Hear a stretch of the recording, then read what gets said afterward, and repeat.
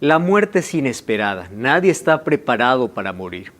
Sin embargo, todos sabemos que en algún momento va a llegar. Se ha despertado mucha curiosidad sobre el estado de los muertos. Cuando uno muere, ¿muere realmente? ¿O algo sale del cuerpo que continúa viviendo? ¿Qué dice la Biblia sobre la muerte? Bienvenido, está comenzando Biblia Fácil. Yo estoy aquí con Biblia en mano, listo para poder responder todas aquellas preguntas que todos nos hemos hecho.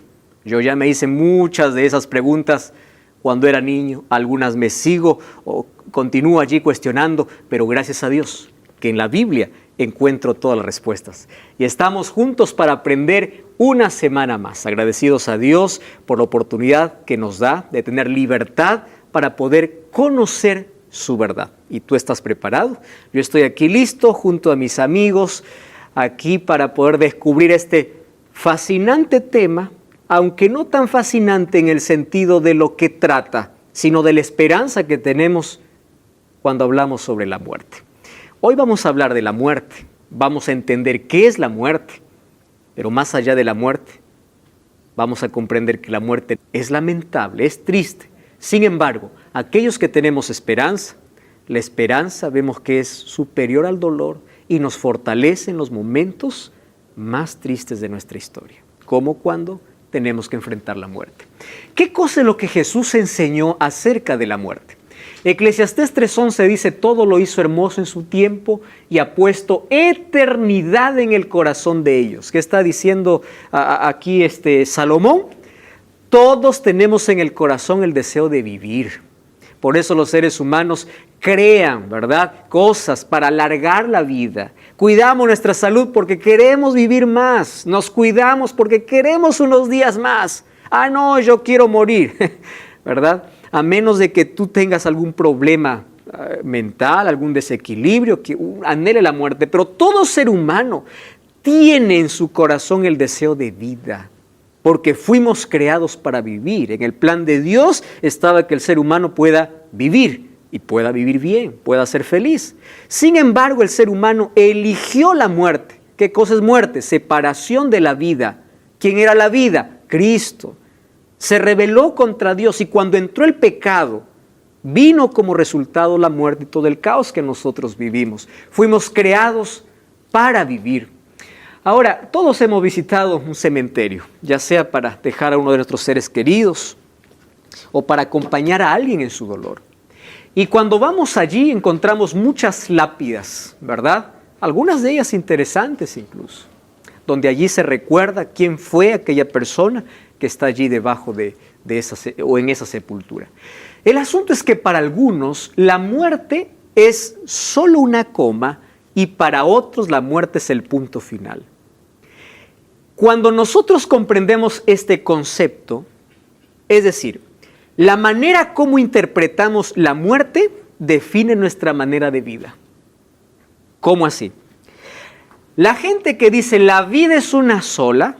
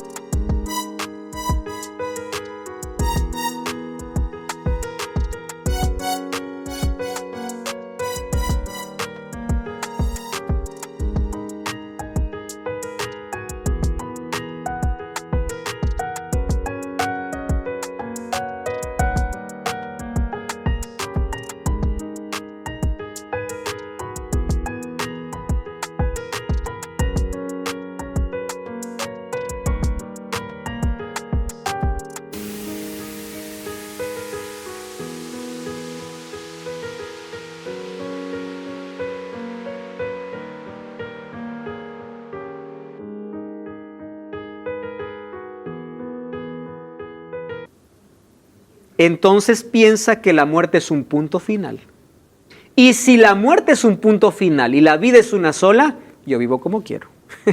Después de esta no hay otra. Escucharon esas expresiones, ¿verdad? Disfruta la vida, goza la vida, vive la vida. Porque ese es el concepto que tiene, la muerte es un punto final. Pero aquel que piensa que la muerte solo es una pausa, dice no. Aquí puedo sufrir, aquí también me puedo alegrar de manera sana, aquí puedo servir a Dios, aquí puedo decidir la eternidad. Sin embargo, si llega la muerte, no es el fin, es una pausa, porque la Biblia nos enseña que finalmente todos seremos resucitados. Infelizmente algunos para condenación, pero otros para salvación. ¿Qué sucede cuando una persona muere? Quizá esto es la mayor polémica, no dentro del mundo en general, específicamente del mundo cristiano. Porque si hay cosas que están divididas sobre algunos temas, el mayor de ellos es la muerte. Porque hay algunos que piensan que cuando uno muere, no muere realmente. Me explico mejor. Solo el cuerpo va a la sepultura, pero hay algo que sigue vivo. Algo que sale. Y a eso que sale, ¿cómo lo llaman las personas? Alma. Dice, el alma salió, me encontré con el alma, ¿verdad? O etcétera. Y hay sesiones espiritistas trayendo el alma. La palabra alma es tan popular en todo el mundo. Solo que existe un grave problema cuando nosotros queremos hablar de alma bajo nuestro concepto occidental, que es en su mayoría filosofía griega, al concepto de alma cuando el escritor bíblico escribió allí en la palabra de Dios lo que significa un alma, ¿verdad? Para el mundo occidental, alma significa una cosa. Para el escritor bíblico, alma significa otra cosa. Y cuando nosotros queremos interpretar la Biblia con nuestro pensamiento occidental o nuestro pensamiento que está ya manchado con filosofía griega, que está lleno de leyendas y mitos, entonces ahí caemos en un error. ¿Por qué? ¿Qué cosa es alma? Hay algunos que dicen, no, cuando uno muere va a una esfera superior o se reencarna o sale el alma y va a algún lugar. O va al infierno, o va al cielo, o va a algún lugar intermedio, etcétera, etcétera. ¿Eso es lo que enseña la Biblia? No, eso es pensamiento griego. Entonces hoy queremos hacer una breve comparación entre la filosofía griega y la teología bíblica. ¿Qué cosa es teología? El estudio acerca de Dios y la filosofía griega. Vamos a hacer una comparación, ¿correcto? ¿Qué cosa es lo que pensaban los griegos sobre el alma? Y luego les voy a explicar qué cosa dice la Biblia, lo que significa alma. Entre todos ellos destaca Platón. Platón dejó un concepto que la mayoría sigue.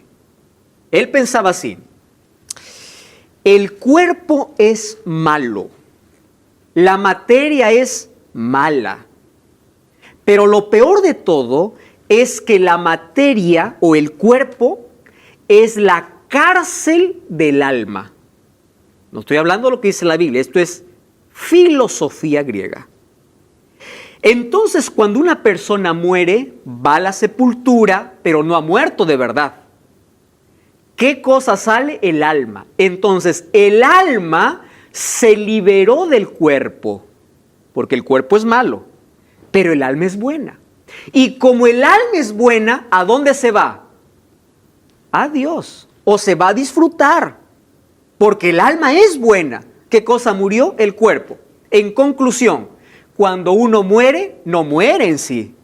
Muere solamente una parte y otra parte se libera. Incluso colocó la ilustración del caracol, ¿verdad? Que el caparazón es el cuerpo y la esencia es buena. Entonces, cuando uno muere, se libera del cascarón y uno va a una nueva dimensión. ¿Esto es teología bíblica? No, esto es filosofía griega para dar respuesta a este asunto sobre la muerte. El problema es que la filosofía griega ha sido tan difundida en el mundo y ha sido tan proclamada por Hollywood, porque todas las películas, la mayoría de películas, presenta a la muerte, no como muerte, lo presenta como algo saliendo de la persona que murió y yendo para algún lugar. Es decir, la persona no murió, la persona continúa viva, pero en otra dimensión. ¿Comprende? Esto es filosofía griega. Y por la filosofía griega abrió las puertas para el espiritismo.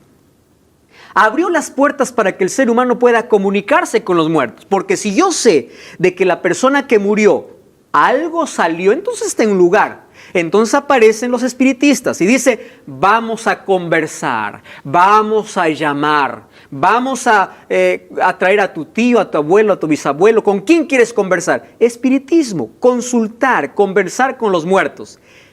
Una vez más, esto es filosofía griega. ¿Qué cosa es teología bíblica?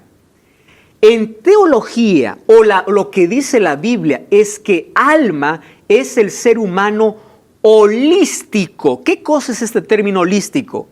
El ser humano como todo, cuerpo y aliento de vida. Es un todo y no puede haber vida cuando se separan los dos. Ahora les voy a mostrar contextos bíblicos. ¿Correcto? Entonces, cuando el espíritu se separa del cuerpo, ¿qué cosa es el espíritu? El aliento, la respiración, a veces comparado como pensamientos o como carácter, ¿correcto? Cuando se separa del cuerpo, no existe más vida.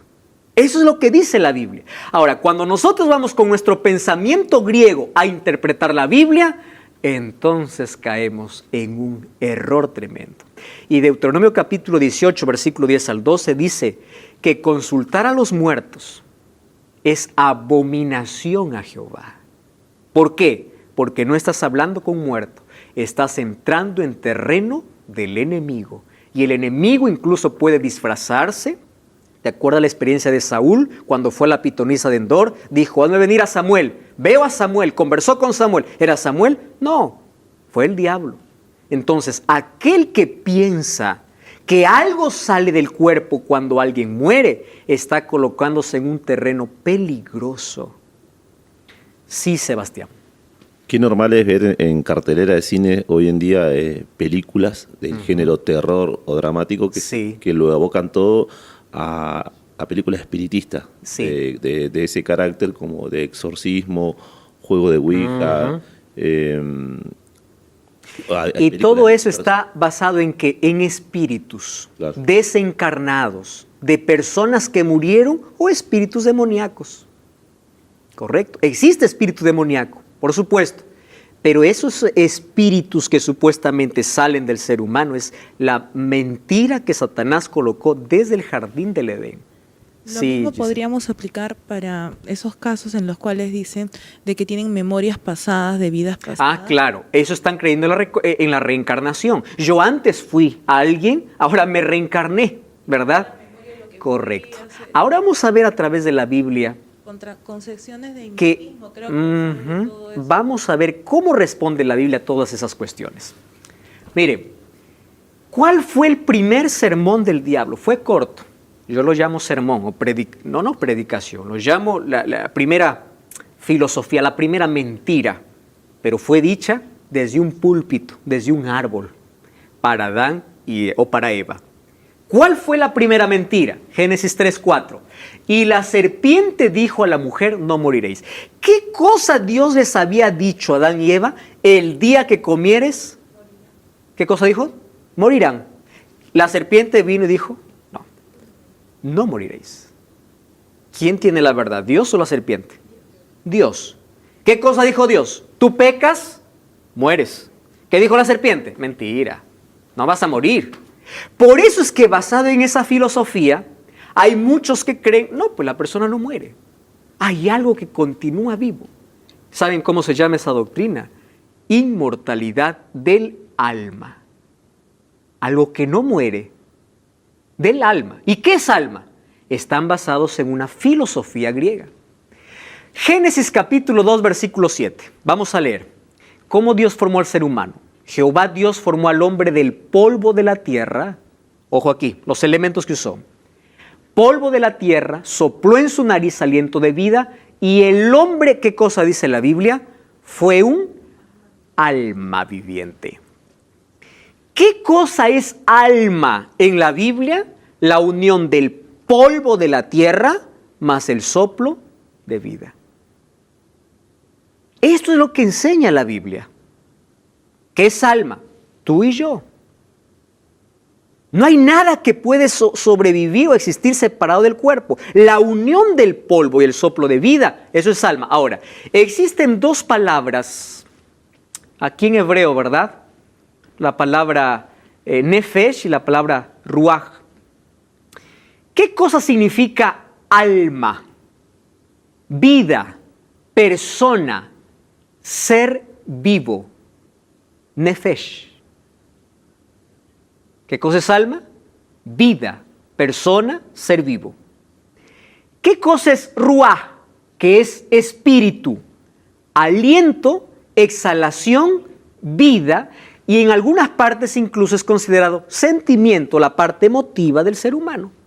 Eso es ruach, el espíritu o el soplo de vida. La combinación de estos dos es un alma viviente. Con esto llegamos a una conclusión muy simple. El ser humano no tiene un alma, sino el ser humano es un alma. ¿Correcto? No tenemos, sino que somos. Ahora, aquí para ilustrar mejor, luz es el resultado de un foco más electricidad. Cuando yo separo el foco de la electricidad, ¿qué cosa queda? Nada. La luz desapareció. No existe más luz.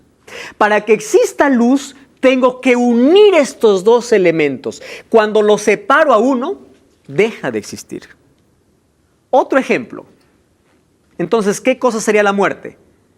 Por eso Eclesiastés 12:7 dice, el polvo vuelve a la tierra y el soplo vuelve ¿a dónde? A Dios. Si alma es polvo de la tierra más soplo de vida, ¿qué cosa es la muerte? La desintegración. El polvo vuelve a la tierra y el soplo vuelve a Dios. Eso dice Eclesiastés capítulo 12, versículo 7. Aquí yo coloqué una imagen, una caja, para ilustrar mejor. Una caja, ustedes saben que es conformada por algunos elementos, madera y clavo, ¿verdad? Yo tengo tablas y pongo clavos y armo una caja. Présteme atención aquí. Yo agarro y con todas mis tablas empiezo a clavar, ¿no? Y hago una caja. Pero un día digo, ya no necesito la caja, necesito la madera para otra cosa. Saco los clavos y saco la madera. Yo les hago una pregunta, ¿a dónde fue la caja? Ya no existe más. Porque para que sea caja, ¿qué necesita? Que puede estar unida la madera y los clavos. ¿Correcto? Entonces, cuando el ser humano muere, ¿qué cosa sale el ser humano? Allí como algo que está deambulando en algún lugar, sufriendo en el paraíso. Nada. El cuerpo vuelve a la tierra y el ruaj, soplo de vida, el aliento de vida, ¿a dónde vuelve? A Dios. Ahora vamos a ver por qué hay algunos textos que algunos presentan para decir que eso no es así. Más vamos a ver que la Biblia es clara. Según la Biblia, el ser humano es mortal o inmortal. Miren, Eclesiastés 2:18-4. Todas las almas, ¿qué cosa es alma en la Biblia? Personas, ser humano, ser vivo. Son mías, como el alma del Padre, así el alma del Hijo es mía. ¿Y qué dice? El alma que pecare, ¿existe inmortalidad del alma entonces? No existe. ¿Qué más dice? El alma que pecare es a morir, el Hijo no llevará el pecado del Padre, ni el Padre llevará del Hijo. La justicia del justo será sobre él, la impiedad del impío será sobre él. Esto es Biblia. Esto no es filosofía. Entonces, cuando la Biblia, por ejemplo, habla que el Espíritu Santo pueda conservarles espíritu, alma y cuerpo, está hablando de las dimensiones en que se desarrolla el ser humano. El área espiritual, el área física y el área mental. Porque recuerda quién está escribiendo ese texto, el apóstol Pablo. No está hablando de una dicotomía, no está hablando de un dualismo. Está hablando del ser humano holístico, que es completo. Y el ser humano, el Espíritu Santo nos quiere santificar. Nuestro cuerpo, ¿acaso eso no lo leímos en Romanos capítulo 12? Nuestra mente, nuestro espíritu. No está hablando de que tenemos todo separado y que cuando uno muere, uno va a un lugar, el otro va a otro lugar y algo continúa vivo. La Biblia dice, el alma que pecare, esa morirá. Giselle. Hablando sobre ese tema, se me viene a la mente que se ha presentado casos, por ejemplo, de personas que supuestamente ya están muertas, se han presentado ante sus familiares, sí, o en todo caso en temas espiritistas, contándole cosas que solamente ellos sabían. El apóstol Pablo dice, Giselle, que no nos sorprendamos porque el diablo puede disfrazarse como ángel de luz. ¿Quién conoce nuestra vida aparte de Dios? Correcto. Entonces no nos sorprendamos. ¿Cuándo los salvos recibirán el don de inmortalidad? Ahora, Silvia. Me llama la atención que dice que el anterior, por favor, dice el alma, dice, he aquí todas las almas son mías. Ahí está hablando Dios. Exacto. Dice, como el alma del Padre, así el alma del Hijo es mía. El alma que pecare, esa morirá. Entonces los impíos que tienen un alma, que son un alma, son pecadores, son un alma. ¿Dónde están? ¿Se desaparecieron? No. Ellos están vivos, pero cuando dice esas morirán, ellos están condenadas a la muerte eterna. O sea, no es literal, no es Exacto. Aquí, ¿qué cosa está diciendo Jesús? El alma que pecare, esa morirá. Aquel que continúe en su rebelión no tiene vida eterna. Juan 3:16. Aquel que cree tiene vida eterna. Y aquel que no, ya ha sido condenado. ¿Condenado a qué, Silvia? A la muerte. ¿A qué muerte? Eterna. A la muerte eterna. Porque no hay más esperanza de vida. ¿Correcto? Muy bien. Ahora, miren lo que dice la Biblia. 1 Corintios 15:51. Os digo un misterio, no todos dormiremos, ya hemos leído este texto. Y los muertos serán resucitados incorruptibles y nosotros seremos transformados. Y además dice 1 Corintios 15:51, esto mortal será vestido de inmortalidad. ¿Cuándo nosotros seremos inmortales? ¿Qué significa inmortal? Nunca morir. ¿Cuándo va a suceder la inmortalidad? ¿Ahora? No. ¿Cuándo? Cuando Cristo regrese. Ahí está, es necesario que esto mortal se vista de inmortalidad y finalmente se cumplirá la palabra que está escrita, sorbida es la muerte en victoria. ¿Qué sucede después de la muerte? ¿A qué comparó Jesús la muerte de Lázaro? Es una historia muy conocida, pero vamos a repasar algunos asuntos interesantes. Vamos a Juan capítulo 11. Juan capítulo 11, versículo 11 hasta el versículo 13. Miren lo que dice, Juan 11 al 13. Dicho esto agregó, nuestro amigo Lázaro duerme, pero voy para despertarle. Jesús dijo, y dijeron sus discípulos, Señor, si duerme, despertará o sanará.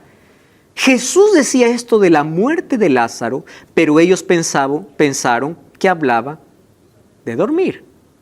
Jesús, ¿a qué comparó la muerte? A un sueño. ¿Por qué a un sueño? Porque cuando uno duerme, entra en un estado de inconsciencia.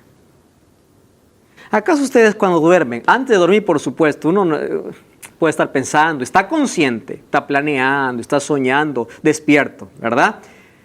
Pero cuando uno duerme, entra en estado de inconsciencia. Tú no sabes qué sucede en la noche hasta que abres los ojos. Es otro día. Tú estás pendiente cuando duermes cuántas horas están pasando. Nadie está contando las horas. De pronto abres los ojos y dices que ya amaneció. Pero sí parece hace una hora que dormí. Pero ya pasaron tantas horas porque tú entraste en un estado de inconsciencia. Entonces, la muerte es entrar, ¿por qué es comparada como un sueño? Porque entra en un estado de inconsciencia. Y cuando uno abre los ojos, ¿a qué llama eso la Biblia? Resurrección. Por eso es que aquellos que murieron, no importa la cantidad de años, la muerte habrá sido como un sueño. Abren los ojos ahora están incorruptibles, ahora están perfectos. Ellos no tuvieron conciencia de cuántos años pasó. ¿Por qué no tuvieron conciencia? Porque no estuvieron ni disfrutando, ¿verdad? No estuvieron ni atormentándose, tuvieron un estado inconsciente. Quería comentar algo. Cierta vez un señor nos dijo que, falleció su hija y nos comentó que él soñó con su hija. Él es...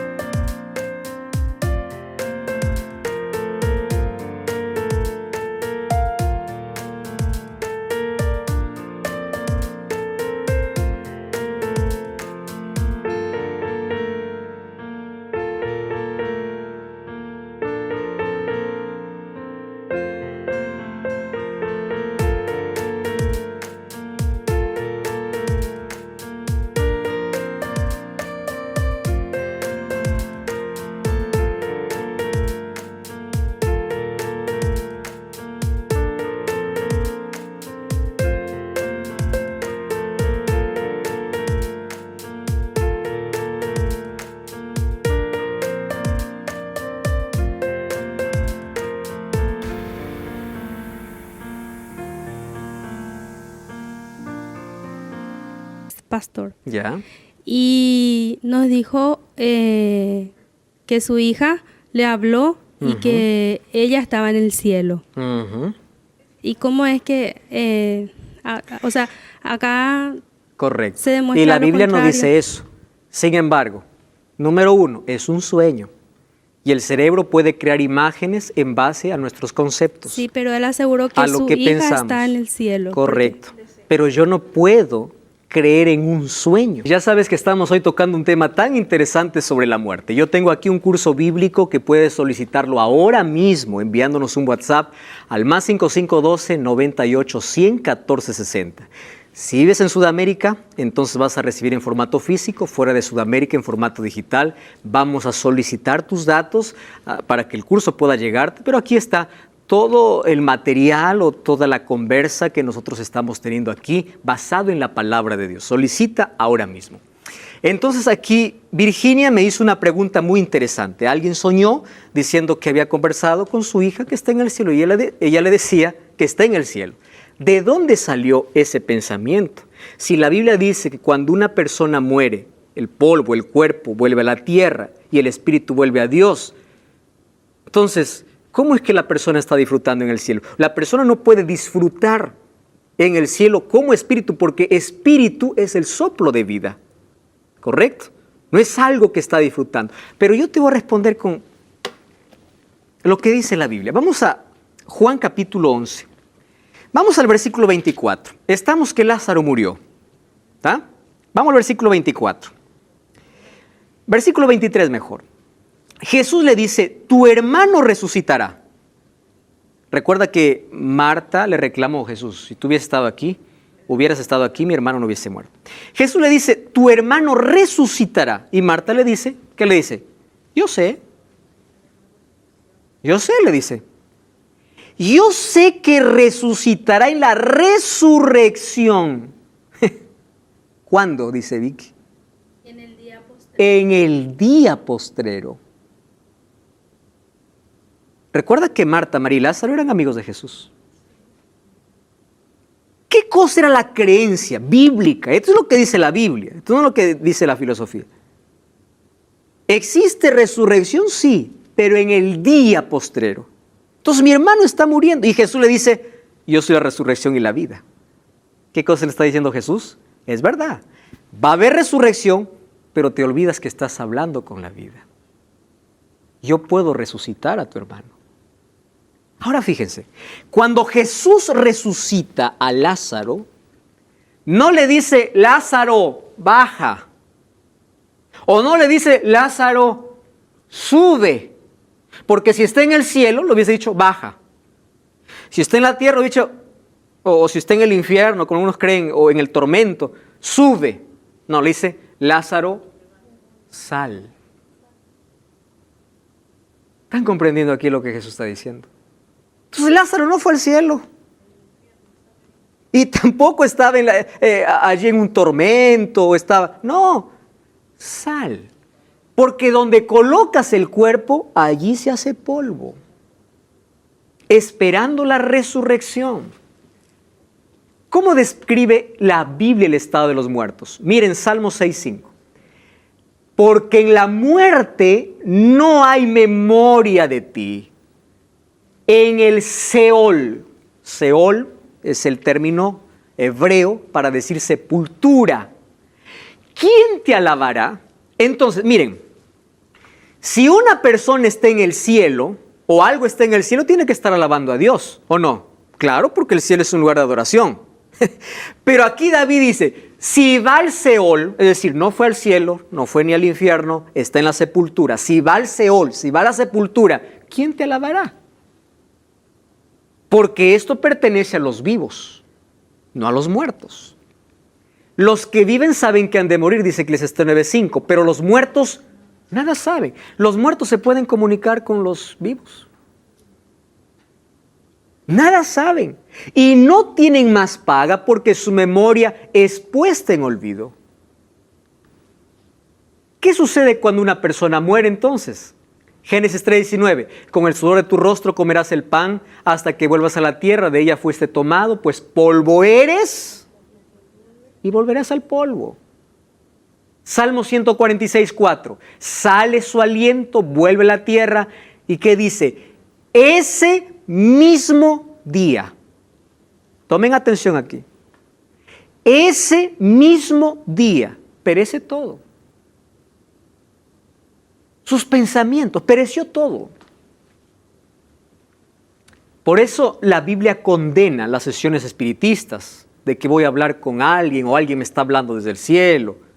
Tengamos mucho cuidado. Allí dice que no se halle ni quien consulte a los muertos porque es abominación para Jehová tu Dios, cualquiera que hace estas cosas. Y estas abominaciones, Jehová tu Dios echará esta nación o echará de ti, porque estas costumbres, ¿quiénes lo practicaban? Las naciones que no conocían a Dios. Ellos ya creían en el espiritismo. Muy bien. Alguien me escribió así: pastor, usted está equivocado. Y yo le digo, yo puedo equivocarme muchas veces, pero la Biblia no. Y él me refutaba diciendo, cuando una persona muere, sí va al paraíso o sí va al infierno. De aquí voy a decir qué cosa significa infierno. Porque Jesús contó una parábola. Vamos a abrir la Biblia entonces. Lucas capítulo 16.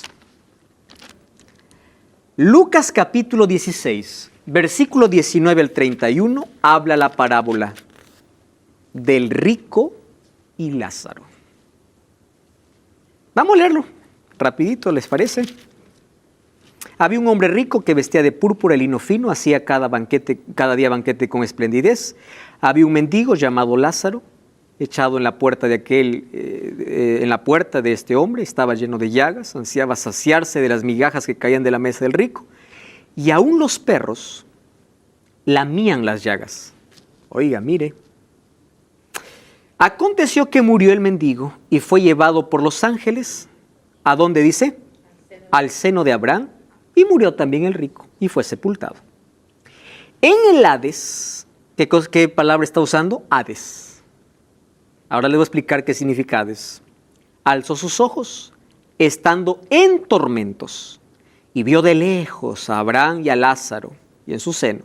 Entonces gritando dijo, Padre Abraham, ten misericordia de mí, envía a Lázaro para que moje la punta de su dedo en agua y refresque mi lengua, porque estoy atormentado en esta llama. Abraham le dijo, hijo, acuérdate que recibiste bienes en vida y Lázaro males.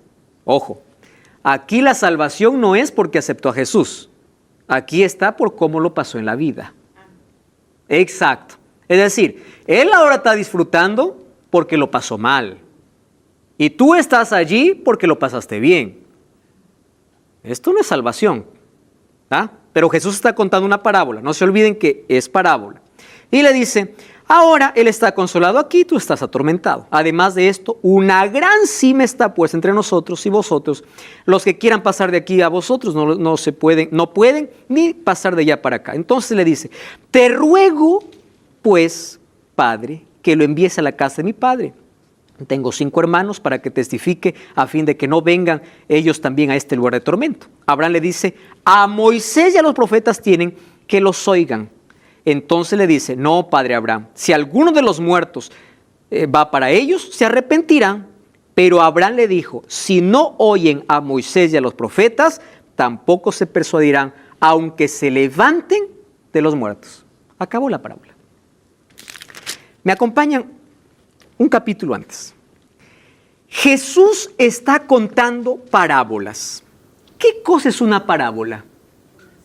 Una ilustración para que podamos nosotros extraer una enseñanza. Capítulo 15, parábola de la oveja perdida. Yo les pregunto, ¿esto fue un acontecimiento real o una historia? Una historia. Parábola. Vamos a la siguiente. Capítulo 16, parábola del mayordomo infiel. ¿Qué cosa es? Parábola. Y luego termina el capítulo 16 contando la parábola del rico y Lázaro. Ustedes sabían que había un cuento popular entre los judíos sobre esta historia. Esto está en los escritos judíos, extrabíblicos. Entonces, para ellos esto era un mito popular. Les voy a hacer un ejemplo. Es como si yo tomara un cuento y yo les voy a contar para enseñarles alguna cosa. Ustedes no se van a fijar en el cuento, sino en la moraleja o en la enseñanza. Jesús tomaba las parábolas o ilustraciones no para dejar doctrinas, sino para dejar una enseñanza que traía cada parábola. Primer punto que tenemos que analizar.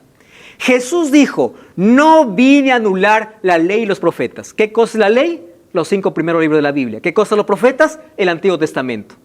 Entonces, si Jesús no vino a anular la ley y los profetas, y esto no es parábola, sino es realidad, ya está anulando la ley y los profetas. Y Jesús sería mentiroso. Porque esto no está en armonía con lo que dice el Antiguo Testamento.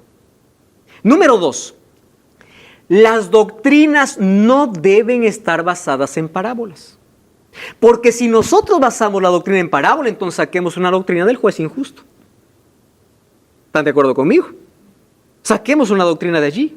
Es imposible. Las parábolas no son doctrinas, son enseñanzas que Jesús tomó. Otra cosa, dice que los ángeles los llevaron al seno de Abraham. Muéstreme en la Biblia dónde está el seno de Abraham. ¿Dónde? Y vamos a ver mejor. Vamos a Hebreos. Vamos a Hebreos capítulo 11. ¿Tá? Hebreos 11. Me encanta este texto. Porque aquí habla justamente de Abraham. Vamos a ver si quizá en el seno de Abraham hay muchos que están gozando y yo no me enteré todavía y nadie sabe. Hebreos capítulo 11. ¿Tá?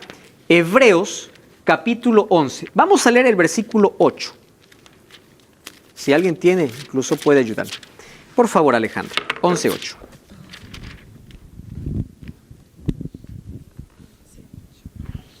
¿Qué dice? Por la fe Abraham, siendo llamado, obedeció para salir al lugar que había de recibir como herencia y salió sin saber a dónde iba. Alejandra, ¿de quién está hablando? De Abraham. Sí. Lee el 13, por favor. 13. Conforme a la fe murieron todos estos sin haber recibido lo prometido, sino mirándolos de lejos y creyéndolo, y saludándolo y confesando que eran extranjeros y peregrinos sobre la tierra. Muy bien, gracias.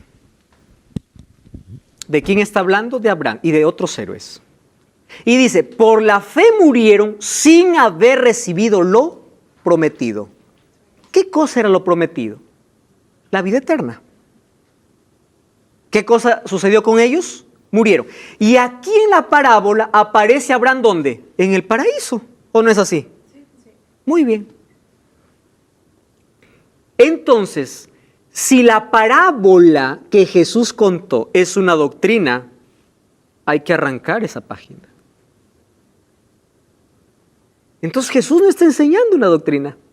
Jesús está tomando una historia popular, porque la Biblia dice que Abraham murió. ¿Y dónde está Abraham? Esperando la resurrección. Porque aquí el mendigo aparece en el seno de Abraham y disfrutando. Pero la Biblia dice que Abraham no recibió todavía lo prometido. Jesús está contando una historia. Y ahora voy para la enseñanza. Otra cosa, si nosotros creemos que esto es real, significa que los que están salvos van a mirar a aquellos que están sufriendo. ¿Ustedes imaginan por toda la eternidad mirar allí a su hijo, a su sobrino que está haciendo